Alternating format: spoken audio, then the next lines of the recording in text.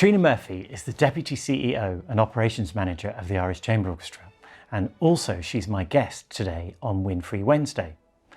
Cathriona is making a rare special appearance to talk about how the Irish Chamber Orchestra has adapted to the onset of COVID-19, its online activities, and in particular, our new online series, I Create Online. Cathriona, hello, how are you doing? Hi Matthew, it's a real pleasure to speak with you today. Oh, thank you ever so much for taking the time. I really appreciate it. No problem. Now we've got a lot to cover, so let's get straight to the question, shall we? Seriously Matthew, now I have a question for you. Wait, hang on. So you're asking me? Look, I'm the interviewer here. I ask the questions. I have been known to turn things on their head, Matthew. I've been known to turn things on their head. That's very true. That is very true. Come on then. What's your question? My question is, $100 question is, will you have time to play the oboe again at the rate your online career is advancing? Oh, well, I mean, who knows? Who knows, to be totally honest. But I mean, as you know, Cathriona, the ICO studio and the building, it's being fully remodeled. I've only spoke to Jerry today to accommodate a personal suite for me and my private oboe area. How did that work out there? It's gonna allow me the time to multitask. So I don't think you need to worry about my oboe career. Okay. Okay. So okay. Anyway. I'll rest easy tonight, Matthew. I'll rest easy tonight. Good. Yes. Anyway, so let's get back on track. So first question is, what was the ICO's initial reaction to the first lockdown back in March? We had to work from home, find new ways of communicating. Zoom became our new buzzword. We had to cancel artists and concerts. Schools were closed, so our community outreach work through Sing Out With Strings and the ICO was suspended. There was also a palpable fear among our players and teachers. We're very grateful to the Arts Council of Ireland, our main funder, for providing a lifeline for the artists and arts alike in these unprecedented times.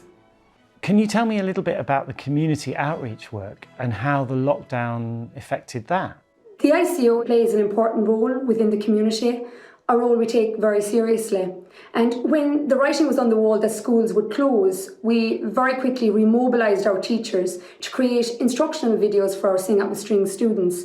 We transitioned our ICO classes online and used breakout rooms for the sectionals.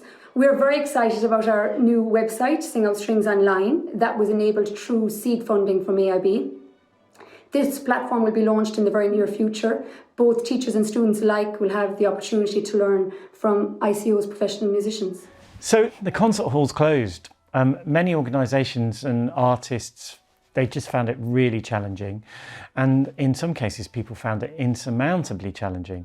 So can you tell me how it was for the ICO? I mean, how did the players react? How did the management react? It has certainly been a challenging time for the ICO and many of our musicians, but it was also a time of opportunity. We had to find new ways to continue to connect with our musicians and our existing audience, but also take this window of opportunity to reach a new audience of people who may never have heard of the ICO and whose lives were also sent into flux by this pandemic. Many in need of inspiration, joy, and a small ray of hope. Yeah, absolutely. Keeping that going, I'm sure, has been very important to people who listen to our work. So we transitioned online. What can you tell us about that? How did that happen? How did that occur? What did people do?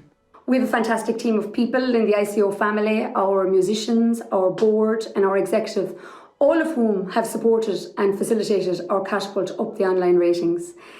With the concert halls closed and our musicians housebound, we had the opportunity to develop a lot of interesting and informative content. For example, during the interval, My Instrument and I, How to Bake a Musical Cake, the Halloween Hoot series running this week for children, and a host of musical content recorded on phones, not the latest models either, I might add. And our audience have been great. They're indeed very forgiving and understanding of the challenging times that we're in. Most importantly, lest I forget, this Oboe Windfree series has been the fruits of lockdown. Indeed. Tell us about the new series launching next week. The reason you're here. Come on, tell me about it. So our new series, I Create Online. Aha, I create online. Okay, so you don't need to be very clever to notice ICO, I create online. Very good, Cathriona. I knew you were an early bird there, Matthew. I knew you were an early bird. As you know, innovation and collaboration are steadfastly at the heart of the Irish Chamber Orchestra's personality, and I Create Online is a new and imaginative cross-collaborative mini-series showcasing a variety of creative disciplines, with each expression accompanied by an assortment of music from the Irish Chamber Orchestra. And this November, on successive Thursdays, we will release 4 of these shorts on ICO social media channels, showcasing our creative and collaborative partnerships with no less than 13 different art specialists. Right, come on now, Cathriona. That sounded like a politician's answer. Our appetites are whet. We want to know the most important thing, the most important question. What exactly are people going to see online if they tune in? In the first episode, COVID Captured, we had the pleasure of working with socially engaged practitioner and photographer Deirdre Power and animator Philip Shanahan. Deirdre took her inspiration for a selection of photographs in this series from the ICO's haunting rendition of Piazzolla's Oblivion. This episode conjures up a complex mix of emotions, capturing a city and its people through the lens of COVID-19. Wow. Now, I can actually say, I can tell everybody that I've seen a preview of this short, and it's really, really moving. It's a testament to the times that we're living in, and actually I will talk to Deirdre in my next week's Oboe Windfree interview, so do keep a check out for that. So Cathriona, can you tell me something about the second episode in the series, please? Yes, A New Dawn is a collaboration with aerialist Aisling Nichalig and ICO cellist Christian Elliott. So Christian's stunning arrangement of The House of the Rising Sun was the inspiration for Aisling's evocative choreography. It was recorded on their phones, and film editor Michelle Ryan did a fantastic job in showcasing this collaboration to its best advantage. Wow. And as far as I understand, the next collaboration is called Life on Mars, and that involved the whole string orchestra. So what did you do with that? Yeah, so once restrictions lifted a little in August, we had the opportunity to get the orchestra in to record in our studio in the University of Limerick. So put your seatbelts on, because singer Carrie O'Sullivan-Holmes and guitarist Jimmy Smith and the Irish Chamber Orchestra will definitely transport us all to a magical new world, with David Bowie's Life on Mars reimagined for strings by ICO guru Kenneth Rice and producer guitarist Jimmy Smith.